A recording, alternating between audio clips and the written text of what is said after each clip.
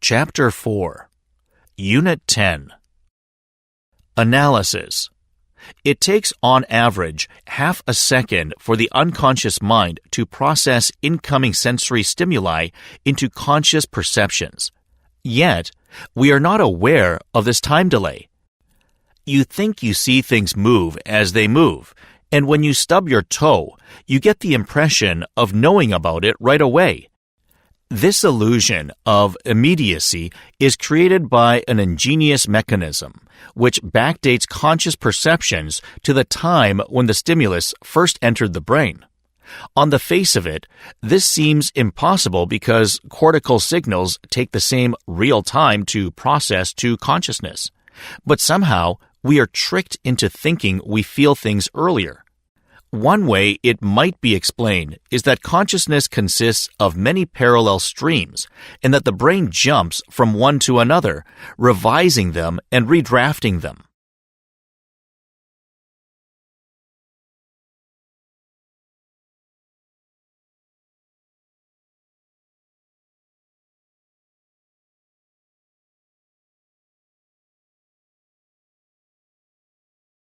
Practice 1.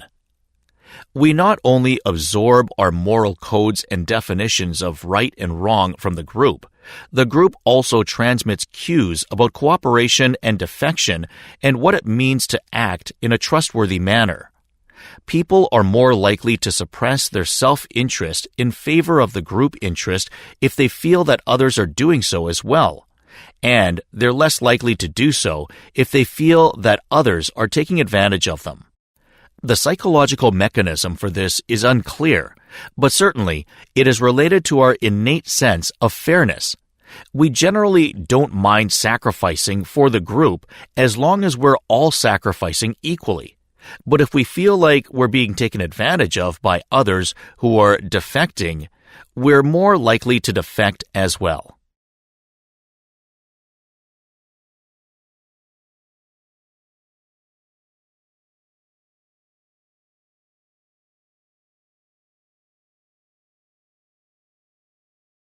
Practice 2. In their pre-predatory stage, our primate ancestors had moved through the world among other creatures that did not fear them. Once they adopted carnivory, the prey they were interested in learned to allow close approaches at their own risk. But unlike big cats or terrifying wolves that were obvious predators, upright primates didn't automatically fit the predator template for most animals. Numerous examples from around the world during the past 5 centuries testify that upon initially encountering humans, many wild creatures did not associate us with a threat. In their first encounters with humans, scores of species reacted with trust and tameness. There is a term of art for this, biological first contact. When we appeared in new geographies for the first time, wild animals had to learn to be afraid of us.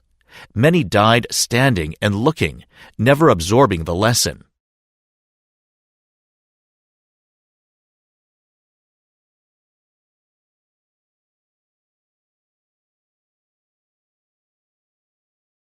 Practice 3.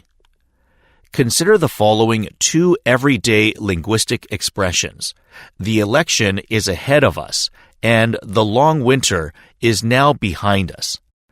Literally, these expressions do not make any sense. An election is not something that can physically be ahead of us in any measurable or observable way, and the winter is not something that can be physically behind us. Hundreds of thousands of these expressions, whose meaning is not literal but metaphorical, can be observed in human everyday language. He is a cold person. She has strong opinions. The market is quite depressed. Metaphor, in this sense, is not just a figure of speech or an exceptional communicational tool in the hands of poets and artists.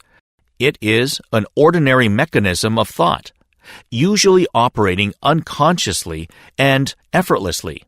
It permeates nearly every aspect of human everyday and technical language, making imagination possible.